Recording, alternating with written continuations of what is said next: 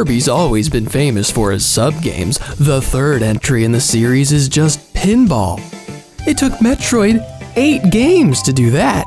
Most real mainline entries post-Superstar come with their own set of sub-games, sometimes as a multiplayer mode, and sometimes with a bit more depth. Triple Deluxe and Robobot each had 2 sub-games that were adapted to deluxe versions available separately on the eShop for a clean $7. Or in Team Kirby Clash Deluxe's case, free to start.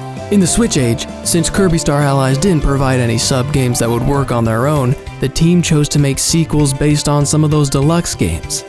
Super Kirby Clash, still free to start, and Kirby Fighters 2, for a not-so-clean $20. The only sub-game that really could have been adapted from Forgotten Land was the tilty rolly ball thing game, which I'm sure is somehow tangentially related to the brand new $15 eShop title, Kirby's Dream Buffet.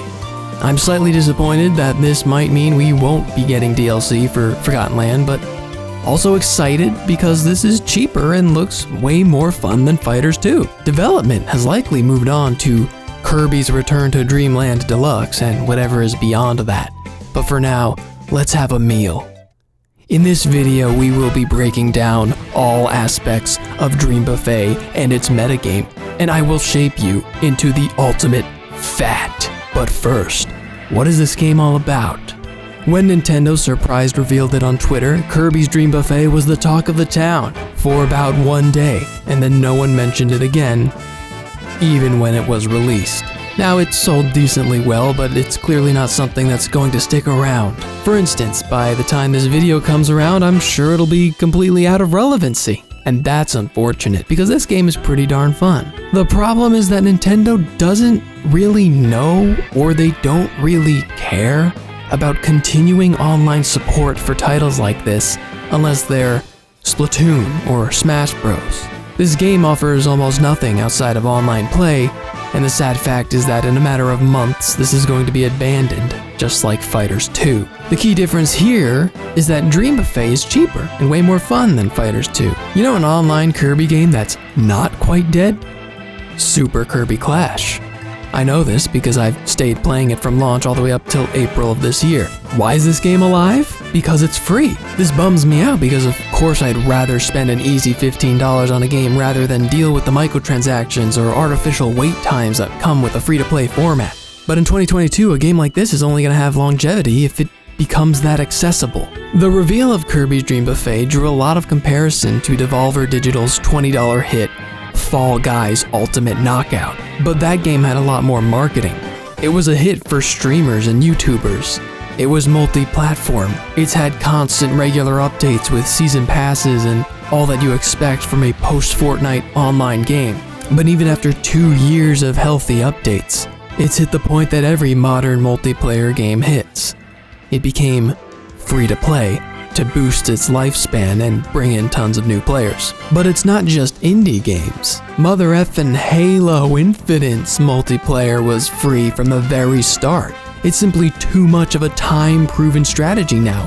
Free to play is more profitable and sometimes better for fans. I don't know if it's better in Halo's case, but that's a different topic. How about when people were comparing Nickelodeon All-Star Brawl to Multiverses? Dude, is it even a contest? One's free and the other is $40, and Multiverses is still gonna make more money. That's the sad reality, because accessibility is literally the only thing that isn't anti-consumer about the free-to-play business model. And it's why genuine fun games like Kirby's Dream Buffet are built to fail. So, if you want to get in on this before it dies and dominate the competition while you're at it, let's talk about Kirby's Dream Buffet. I should start by saying there is an offline mode where you can play with bots, but obviously it's not the same, and you earn less experience points for it too. There's also 2-player local play, but no 4-player. That's really a shame. It's a 4-player game. This would have been a fantastic party game, but nope, I guess they couldn't make it work on one system. You can play with 4 friends wirelessly as long as each one of them brings their Switch and has the game installed. Yup, they're still doing this. The story of this game boils down to a single opening cutscene in which Kirby gets a fork, but not just any fork, it's the Dream Fork. Suddenly, he shrinks down to the size of a cherry and happily rolls up a mountainous cake to try and eat as much as he can before the other Kirbys do. Also, there are other Kirbys.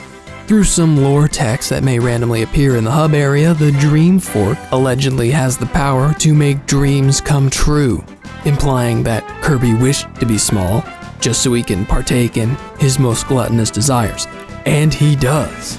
The most gluttonous, fattest fat of a Kirby is crowned the winner of each game. Every game has a 4-round structure, a race, a minigame, another race, and a battle royale finale. There are 8 different race tracks, 2 of which are unlockable via leveling up, and they consist of cake rolls, donuts, hamburgers, pancakes, shortcake, ice cream, chocolate fountain, and Baumkuchen? Baumkuchen. Baumkuchen. Baumkuchen. Baumkuchen. Baumkuchen. Baumkuchen. Baumkuchen. Baumkuchen. Each track has slightly different variants too. The majority of your time will be spent rolling down these tracks and gobbling up as much as you can. That's where the meat of the game is. The minigame section is a 20-minute segment where you bump the other Kirbys out of the way while attempting to grab as many strawberries as possible. They could be falling from the sky, trapped in crates, or held by enemies. There are 8 different stages here as well, and they also have variants. It's really just a bonus round between the 2 big races. Then at the end, it's a battle royale. Tons of strawberries will fall from the sky, some will appear out of thin air, and the rest is up to you to get a hold of an ability to attack your opponents with. Whenever you knock someone off, you steal some of their strawberries, and this makes for an intense bloodbath of a round every single time. This is not the type of game where the winner is basically crowned halfway through and you just have to play out the rest of it anyway. Any player can pull ahead from last to first if they play their cards right. Luck is always a factor too, sure, but if you know the meta of Kirby's Dream Buffet, you can become almost unstoppable at this game. Part of that is knowing your abilities, so before we truly dissect this game, let's go through 8 copy abilities we can find. Burning Pepper. It works just like burning from the old games. Dash forward with fire, knocking people out of your way. Simple and very useful. That's an A tier. Drill Carrot. About as useful as Drill in Forgotten Land, which is to say, not very much at all. It's pretty much a worse version of Pepper. C tier. High Jump Gummy. This is just directly stealing from Splatoon, right? I mean, look at it. It's designed to give you a big boost to jump ahead, but it takes long enough to use that it rarely gives you that much of a lead. Plus, in our discussion, you'll find that skipping a large part of the map often won't do you any good anyway. That's an F tier. Jiggly Jelly, the only true new ability. Jelly grants you invincibility from others and allows you to pass under cookie walls meant to slow you down. You can drop some jelly that will slow your enemies down as well. Being the only defense-based ability, when it comes at the right time, it's very appreciated. A tier. Needle Candy. I guess this is supposed to be like Star Candy. It freezes you in place and will launch anybody who touches you. Then you have to charge and ram people in close distance. It's nice, but it's not quite as useful as some others. B tier. Tornado Frosting. A bit slower than Pepper, but makes you a vacuum for nearby strawberries and allows you to knock enemies off, allowing you to steal their strawberries while you steal their strawberries. S tier. Stone Chocolate. Yes, stone is back, boys. We did it. But in a game where you're constantly moving, stone doesn't have a lot of use. You create a wave that may knock opponents out, but all they have to do is jump over it. However, you can play some mind games and make the wave slower or faster, so if they're not paying attention, they can definitely get got. We'll give it a generous B tier. The 8th and final one is another comeback. Wheel Donut. It gives you a speed boost and knocks out anything in your path. It's kind of the same thing as Pepper, but you can drift, so that's pretty cool. A tier. Now that you have that knowledge, we can move on to the main course. Kirby's Dream Buffet is not a traditional racing game. If it was, the person who reaches the end first would be crowned the winner. But that's not what happens. Here's the first and possibly the most important lesson I can give you. Eat. Don't ignore the strawberries around you. Pick up any that you can. Too many players just blaze through these stages to get to the end and they ignore all the strawberries and other bonuses laid out for them. But I can see why. There are 3 cakes at the end of the stage. Huge one right in the center is worth 50 strawberries. The one on the left is 20 and the one on the right is 10. First one to touch a cake gets it. And being a 4-player game, one person will be getting left out entirely. Yes, 50 is a lot of points, but stop being a little bitch and listen to me. It means nothing if you ignore the rest of the stage. Lesson number 2, don't throw it all away for the 50 cake. You'll have your share if you're lucky. As for the 20 and 10, they're next to useless. But we're getting ahead of ourselves. Learning the 8 stages and the best strategies around them is your ticket to victory. But what's to strategize? Don't you just have to eat? Well, yes, you have to eat, but you have to eat correctly. Lesson number 3. Eat any special fruits that you can, even if it slows you down. Even if you have to turn all the way back for a cherry, do it. Every small decision you make in this game will matter in the end, and you have to decide in the moment. You should go back for the cherry, but you'll need to catch up with everyone else if you can. Like I said earlier, being in first place is not necessary, but it does mean you have first dibs on any fruit that the players are going to pass. But the player in last, picking up all the pieces that the front players are missing, is almost always going to be in a better position in the long run. This game puts a lot of effort into mid-game balancing. The 4th player will always get a better ability out of item boxes. They get an advantage in the Battle Royale, which we'll talk about later. And if you're afraid of getting left behind too far, every stage has these cookie walls that take a while to knock down and exist solely for the purpose of letting players catch up. Lesson number 4. Being last is good, actually.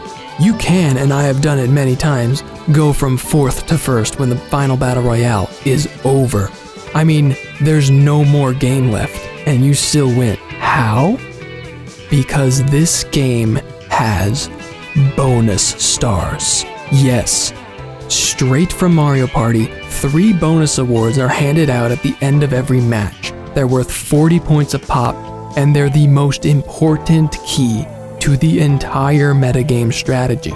Lesson number 5. Every decision you make during races should be about getting the bonus stars. But of course, they're random every time. This is where the risk comes into play. A noob player wouldn't care much about getting a blueberry or a cherry because they're not really worth any points on their own, but they literally only exist so a player might be rewarded at the end for the most cherries eaten or the most blueberries eaten. There are 10 potential bonus stars, of which 3 are randomly chosen at the end of each match. Let's read 5 of them right now. Most cherries eaten, most blueberries eaten, most raspberries eaten, most 5-stack strawberries eaten, and most strawberries eaten during races. 5 out of 10 bonus stars are directly related to just eating extra stuff. It's highly likely that one will be chosen. Lesson number 1, eat. If you start out in the lead, try your best to leave nothing important left behind. Eat any special fruits you can, but prioritize the 5-stack strawberries. Those are more attractive and will definitely be eaten by somebody else if you don't get there first. And the thing about 5-stack strawberries is they're worth 5 strawberries. Let's talk about a different bonus star. Most abilities used. This one is tricky, but you gotta check every box you can. An item box can give you up to 3 abilities at once, mostly if you're in last place. But there's also a chance it could just give you a couple strawberries instead. 1 to 3, it's the luck of the draw, but you don't want 1 to 3 strawberries from an item box. You want an item. Now there is some strategic play you can have around these. If you already have an ability in your pocket, you're guaranteed to only get strawberries from all item boxes until you get rid of it. So lesson number 6, use your abilities. Being conservative with your abilities could definitely be your downfall in this game. The more you use, the more potential you have to get more and then use those, and the closer you are to this bonus star. With enough racing experience, you'll know how much time you have until the next set of item boxes. My strategy is usually to make sure I'm not holding anything by the time I get there. It doesn't always work out that nicely, but the idea is you want to get as many items as possible so you can use as many items as possible. Some powers like pepper or jelly will get used up faster if you spam the R button, so there's a tip. You can also sometimes just fall off the cliff intentionally to get rid of it faster, but it's all about whatever works in the moment. Maybe you actually want to use a power for its intended purpose in a bit, so you don't use it up before the next item box.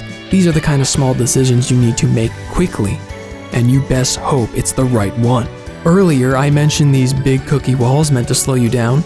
There is a bonus star related to them. Most cookie walls destroyed. When you have 4 different players just throwing themselves into these walls until they break, it's almost impossible to coordinate delivering the final blow and getting the credit. If you have a pepper or donut, you can throw yourself into your opponents, stunning them, while also likely taking the wall down on your own via your power.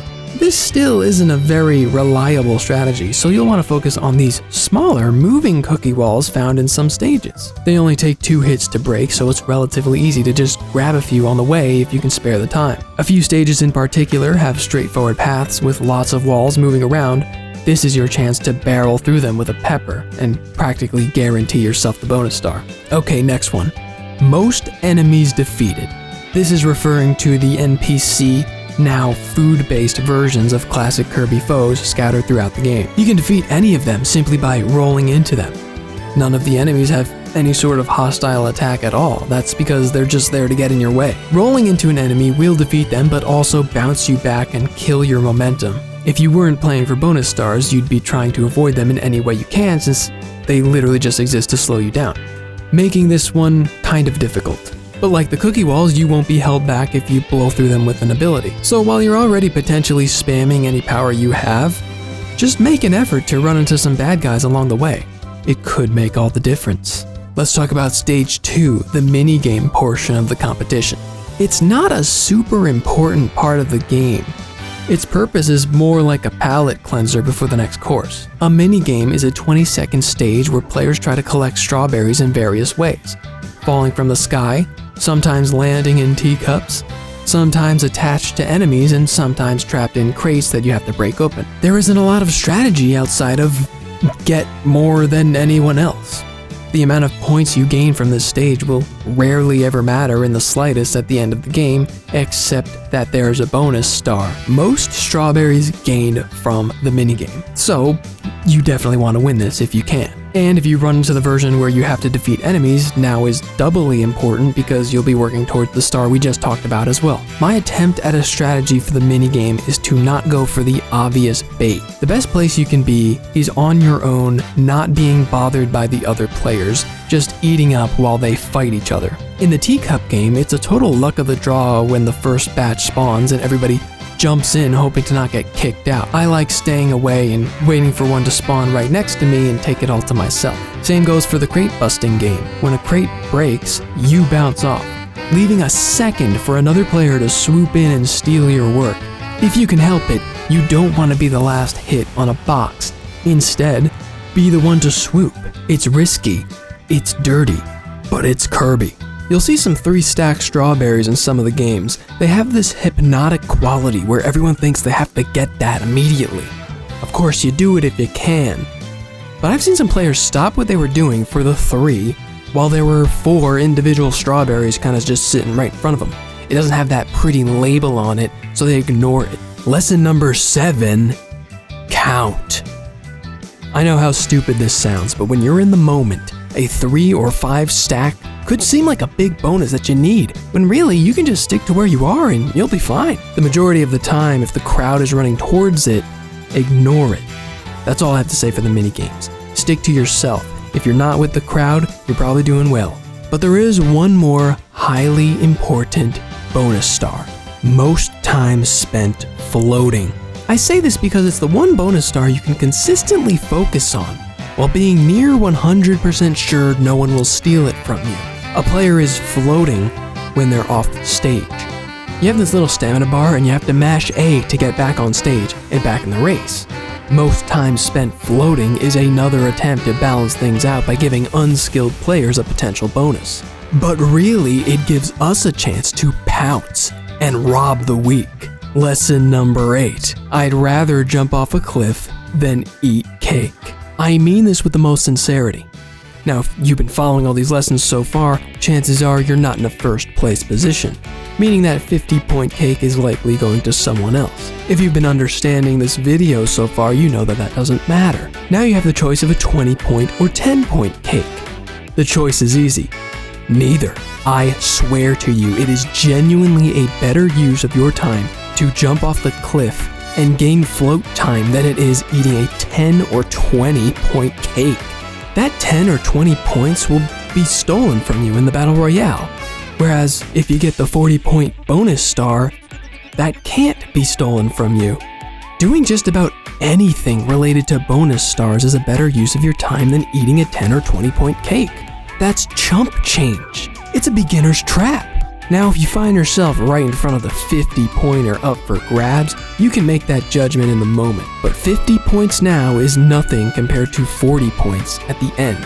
40 unstealable points. If you go into the final battle as a fat ass in first place, you're literally a giant, slow target that everyone's gonna wanna eat alive. Remember lesson number 4, being last is good actually.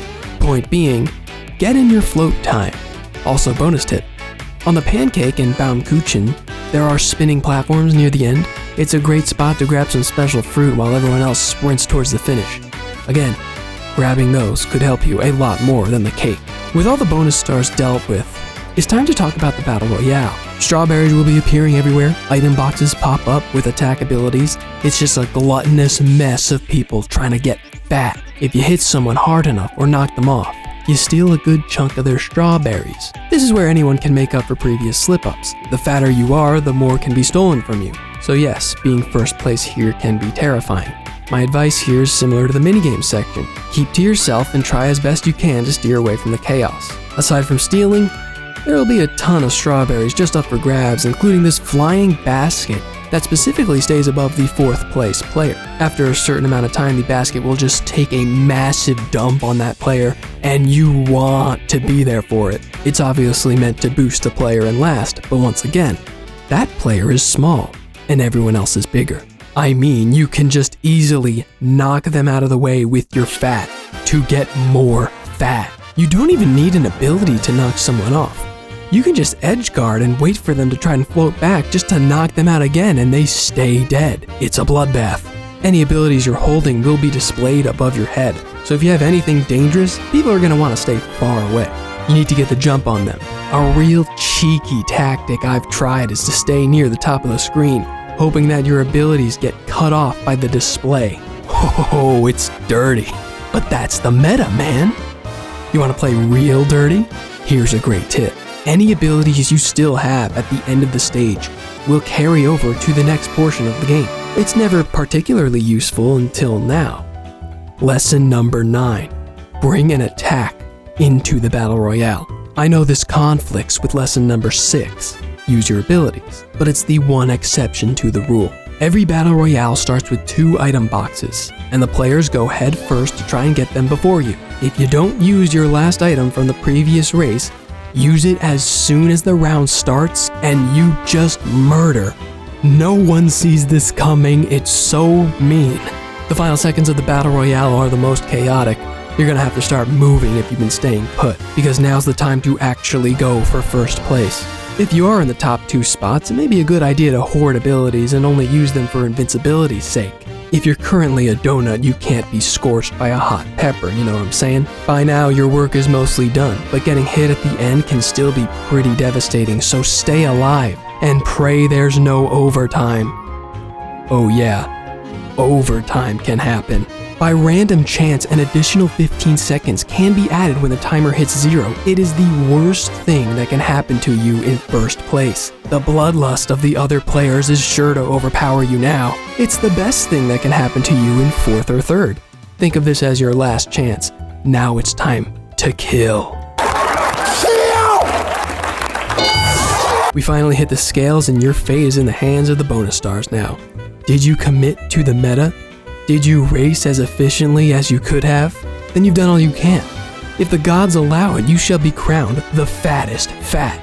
And that, my friends, is the deeply complex meta of Kirby's Dream Buffet. If you've watched up to this point, you legally qualify for a graduation certificate courtesy of the Academy of Fat. With a certificate like that in your hand, you now have the knowledge it takes to be the fattest of the fat. But actions speak louder than words, so get out there and eat. Why don't I show you the plan in action? The next section of this video will be a full game of Kirby's Dream Buffet featuring live, play-by-play commentary analysis. The proof is in the pudding, people, and I'm about to eat. Ladies and gentlemen, welcome to the live commentary analysis of Kirby's Dream Buffet. I'm rocking the retro tone burger hat. And, did you see the name of the guy we're fighting? First of all, we're doing ice cream, cheese fondue, pancakes. These are some good maps. But look at our enemy. We have one enemy here, and his name is Sid. Sid. We're fighting a guy named Sid here. So we're gonna update this guy on how to play this game by destroying him at it. Unfortunately, he is our only opponent. There's two other bots. Now, the bots can be feisty, but, you know, they're still bots, right? Thing is, I'm recording this in October, and the game's already kind of dying. I haven't been able to find a full match of people. It's kind of sad. But we play with what we play. You know, this game, you have a time limit with these kind of games. So anyways, we're in ice cream. Oh god, I really want that blueberry, and I'm wasting time to get it. It's okay, it's fine. And if I've already wasted time, I'm gonna get this cherry as well. So we got a couple of special fruits. Way behind here. And we're gonna pick up the scraps of people. That's okay, like, they've already missed this 5 stack. I don't know how they do that. Like, the people who play these games, they really rush. That's not the name of the game. Eventually, you will figure that out. Sid, however, ooh, I can get Sid. Got greedy for the 50, but that's okay. You know the policy, we hover. If we can't get the 50, we hover. Would've been really funny if I killed Sid for the 50, but, you know, Sid is sitting there pretty, thinking, I just got the 50 cake. I'm in first, I have 100. Lasagna over there is 33. The game's in the bag. No, son. That's not how this works. So we have a minigame here. Now Sid is smart enough to keep a jelly. He had a power, so he kept it for this level. I don't know if that was intentional or if he just didn't use it, but I still smacked him in the face with a donut, and that's pretty funny. Now that minigame is already done. Didn't do super well. I don't think I have the bonus star unlocked for most minigame strawberries. But that's just one bonus star. There's plenty more. I think we're doing well on the other ones, and we're gonna try to get ahead of the pack this time because I need to make up for some missed stuff. Pancakes is a fun level. I like it. You get to dodge through these things. One strawberry from that item box. Great. Love that. Ooh, I think I got that raspberry before him. That's good. I think I have the raspberry ones unlocked, if that's a bonus star. Perhaps, I don't know if I got a blueberry. I don't know, I'm gonna try to bop him in the face and grab that cherry, haha. And I'm gonna break this down myself. That's a cookie wall point, if there's a cookie wall bonus star. I'm pretty good there. Ooh, let's get this cherry. We already have one. And a 5 stacker. Swooping through the middle, easy, no problem. Feeling good this time. Feeling good. There's another 5 stack and a blueberry. Get that. Oh yeah, it's all coming together.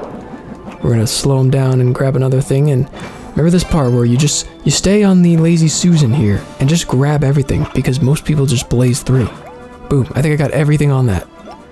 But I think Sid, yeah, took this upper path and he's gonna go for that 50, but you know what we're gonna do? We're gonna jump off the cliff. We're gonna wait for the bots to stick around. Where's that last bot? He's got to get that 10. And I am raking in the hover points. I'm guaranteed that hover bonus star. If it's there, let's hope for it. Sid is 100 points away. Is that a lot? No. I brought an item to the ending. Let's see if he expects it. Boom. He did not. I just killed everybody. That is the rudest thing you can do in this game, man, and I always try it. It's so funny. But he's still in first, man. We gotta catch up. We gotta play some catch up. I have a jelly. Let's try using that. I need an attack offensive item. We got a drill. Let's see if we can get him. This is kind of tough. Oh, so close. Alright, I really gotta... Oh, no, no, no. Don't get killed by the bot. It's me versus this guy. The bots are just there. Come on. Come on, Sid boy. Get knocked off. No, he got the jelly. Okay, this is actually starting to get a little worrisome because he's definitely significantly ahead. And he's fatter than me, so he could bot me off the cliff. Oh, no. Not letting him do that. We're running out of time. Where's all the stuff? We need more stuff. Oh, I got invincible off the cliff? Really? The bots are playing... The bot is in first place. Oh, this is really bad. Come on now. Just eat, just eat, just eat, just eat, just eat. Overtime? Are we getting overtime? We're getting overtime. This is good for me. Overtime's really good. I need to make up for it. I'm first now. Oh my god. Come on. Oh god. Stay in first. Oh no, he hit me last second. Oh, third. Oh, it's all in the bonus stars.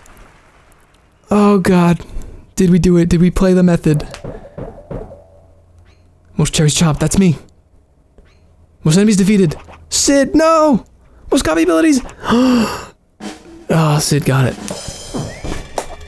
Sid got it. He defeated the most enemies. And that's what it took. That's what it took. I'm disappointed.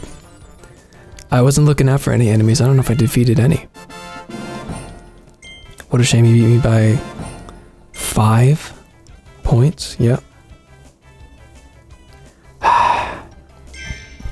Let's see if we can do that again. Alright, folks. I may have lost to Sid, but I actually managed to find a full match of human players. It took a while. I'm gonna include the Sid run in my video because I think we both followed the strategy very well. He just made up 5 more points than me, and it was a good game. It was a good game, so I'm including it. But now, we're gonna see how the strategy applies when there's actually a full competition, which is the intended way to play the game. So, we got Smug. We got Logan. I somehow managed to grab that 5 stack. And then we got MWJ, the Ninja, or something. Clearly a fierce competition, and we're gonna beat them all. I just laid a trap for them. Gonna grab that raspberry.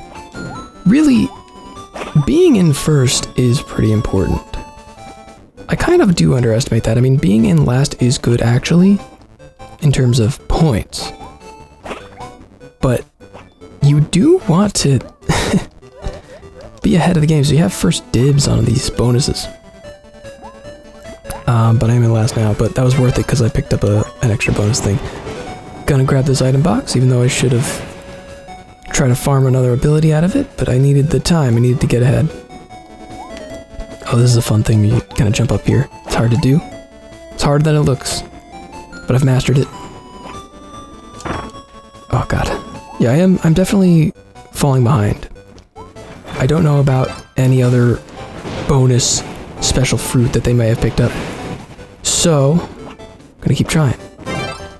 Gotta get this 5 stacker. Can I get that raspberry all the way over there? It looks like everyone's ignoring it. Lag? Lag? Okay. Got the raspberry. They did ignore it because they wanted that 50 stack. It's okay. We're gonna hover. Ah, yes, just a little... Just a float. Just a bit of a float. That last guy's gonna grab the 10. But I have a full stamina ring's worth of hovering getting me ahead of the game here. Second place, crumble crates. Now you know what you do with the crumble crates? You gotta smack them when they least expect it. You gotta get the final... Or don't get the final hit. You steal them when they get the final hit. Or you could just chill by yourself if nobody bothers you. There we go. I swooped in, got some of that. There we go. That was pretty good. I'm satisfied with that. Let's go, another race. Baumkuchen? I do love Baumkuchen. You'll see why at the end. Hopefully we can get a nice run at the end of Baumkuchen. Cherry? I think I've nailed the cherries. I've gotten enough cherries. So that's pretty good. Logan coming in. We're gonna break this down together. I may have gotten the point for that, I don't know. It's really so hard to tell. 5 stacker. He's got it. Crap. Man, maybe I should worry about killing the enemies because that's what lost me to Sid. Oh, he's got a raspberry. Logan is a formidable enemy. He's ahead of the game, he's cleaning up. Oh yeah, you know what, I'm gonna get the jelly under this. This is why I love Baumkuchen this part.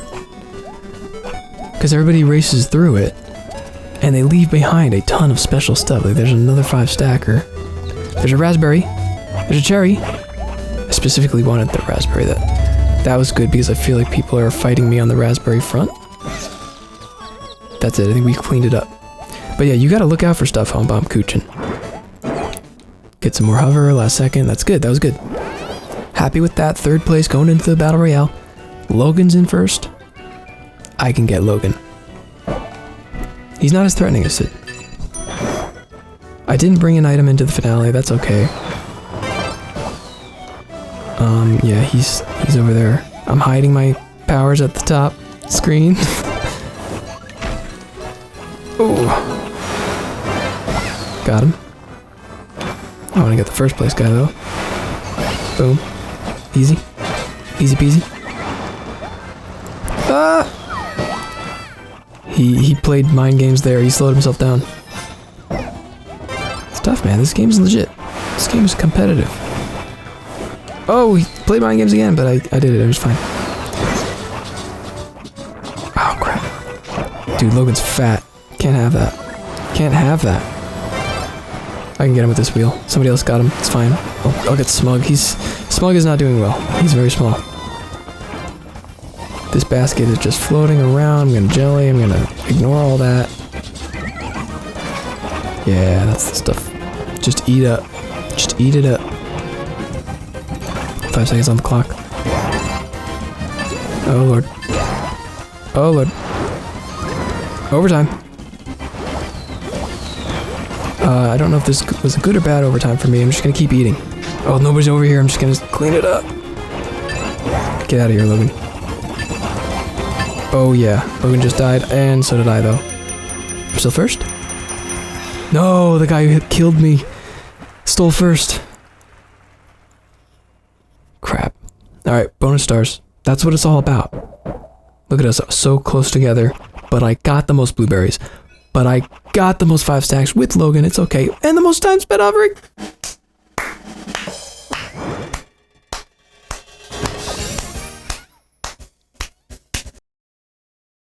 Look at that.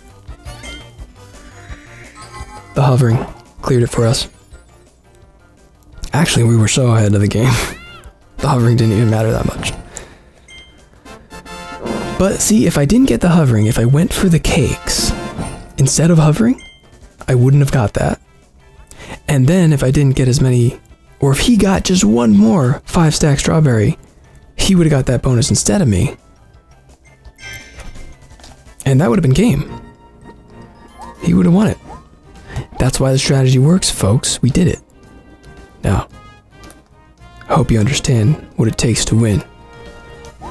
Let's move on. The main course is passed, but how about a little dessert? What does Kirby's Dream Buffet bring to the table outside of its quite addicting online gameplay? The progression system is based off of how many points you earn at the end of a match, converting into basically experience points for you to level up your gourmet rank with. There's also a separate ranking skill level which I believe is used for matchmaking. It goes up or down depending on your performance, not unlike global smash power in Smash Bros. Upon reaching a new gourmet rank, you may be rewarded with costumes, colors for your Kirby, and music. There are a few unlockable stages, but you stop getting those pretty early on. Kirby music is wonderful, of course, but it's a bit of a weird reward in this game. When you unlock a track, it basically gets shuffled into the playlists of songs that play during the game, which is every song. You don't get any choice of what will or won't play, it just plays whatever.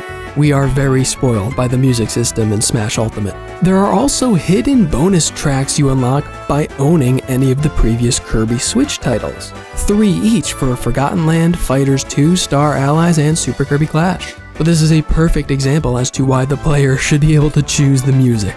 Listen to one of the bonus tracks from Super Kirby Clash.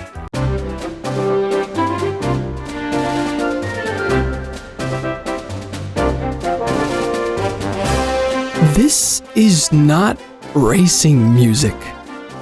This is not fighting music. If it were Smash Bros, I would turn that bar down to never. The other rewards are nice. It's been a while since we've been able to customize our Kirby. You can be Kirby Yellow, which hyped a lot of people thinking this was Kirby's first appearance since Dream Course, but this is not Kirby. This is Kirby colored with Kirby Yellow. It's a totally different thing. But you can be D Orange, Burger Brown, Meta Navy, Susie White, and even Morpho Midnight. Pretty much all the colors and costumes are based on other Kirby characters, so you can rep your favorite. The max level is 135. Towards the end, there are some really great tracks, and on level 133, you get the last color. Retro Tone Game Boy Kirby. Predictable, but still my color of choice. The final reward is a song from the 30th anniversary concert. It's very good, but also, it's kinda just another music track, you know what I'm saying? But that's not all, you also get another music track that replaces the Home Hub song. Woo! You get these character treats just by playing. Little decals from all of Kirby's 30-year history. With them, you can decorate your little home cake here with up to 10 treats of your choice. As you can see, I've chosen to represent my top 10 Kirby games. You can hear more about that in my top 30 Kirby games in 30 minutes for Kirby's 30th anniversary video. Oh, I guess we have to rank this one too. So after the Forgotten Land video, it became the top 31. Now it's going to become the top 32. Where does Dream Buffet land on this list? This is actually pretty tough. It's obviously not going to break the top 15 since it doesn't hold a candle to the mainline games, but as a spin-off game, it's pretty darn good. The gameplay is addicting. I had no problem sinking 20 hours or more into it, but once I reached 135, I was satisfied and ready to be done. There really isn't anything else to do outside of racing, but the racing is fun. And I've mastered it. The last spin-off we got was Kirby Fighters 2, coming in at number 28. It was disappointing and the gameplay does not do a lot to stand out. Plus it costs more, so no, that's not beating Dream Buffet. Kirby Tilt and Tumble. Yeah, I really don't want to play that again, so no. Kirby Fighters Deluxe. No. Team Kirby Clash Deluxe. Nah, I don't think so. Superstar Stacker gets old faster than this. Kirby's Block Ball. I like this one, but Dream Buffet is just more fun. DDD's Drum Dash Deluxe. Oh, I love my rhythm games. The thing is, if this was a more full experience, it would definitely win. But just a tiny 7-level, $7 3DS game, I don't know. Maybe it's unfair to compare game length when the game is so much cheaper to begin with. We are definitely comparing apples and oranges here, but that's the challenge. Drum Dash and the number 19 spot, Kirby's Blowout Blast, are examples of great single-player spin-offs. Dream Buffet is a great multiplayer spin-off. But at the end of the day, I'm more satisfied playing a tight single-player game and then being done with it, rather than a slightly grindy multiplayer game that sort of peters out by the time you get to, level 135. I think we have a winner, folks. I'm putting Drum Dash above, which means Kirby's Dream Buffet is the 21st best Kirby game ever made. Hey, if you take the mainline games out of the equation, it's still the 4th best spin-off. It was a hard decision against the 2 single-player games I just mentioned, but of course it couldn't even begin to fight the number 1 spin-off, Kirby Air Ride, a near-perfect single and multiplayer spin-off. If only Nintendo had any interest keeping multiplayer games alive. If they're not Splatoon or Smash, you're lucky to get any sort of substantial post-launch content. I'm expecting Dream Buffet to get a sum total of 0 updates from here on. I'm expecting the player base to be mostly dead by the end of the year, and that's kind of unfortunate. Like I said at the top of the show, I'll always prefer buying a game for one price than dealing with live service free-to-play nonsense. but I wonder if this game would have been a much bigger hit if it were free. Now that the September Direct has come and gone, it's unfortunately clear we're not getting anything more on this game, or Forgotten Land, which truly hurts a little bit because I was pretty excited for that. Instead, we're getting a $60 remake of a Wii game with barely any new content. I'm kinda disappointed by that too, but that's where we gotta wrap up. Return to Dreamland is fun. I wish those excited for that game many a good time. As for me, you'll find me on the battlefield. Eaten.